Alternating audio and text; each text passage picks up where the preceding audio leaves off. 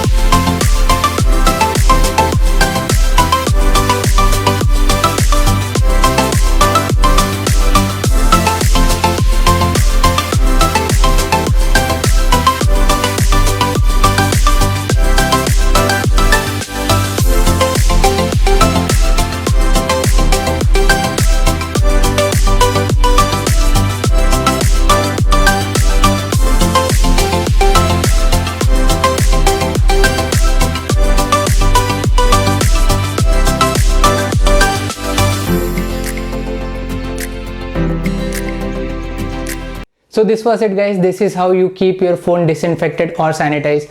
अगर आपको वीडियो अच्छी लगी तो नीचे दिया हुआ लाइक बटन ज़रूर दबाएं और चैनल को सब्सक्राइब भी करें. Share this video with your friends and family. Stay with me, stay safe, stay home. मैं मिलता हूँ आपसे नेक्स्ट वीडियो में, तब तक के लिए टेक केयर, नमस्ते.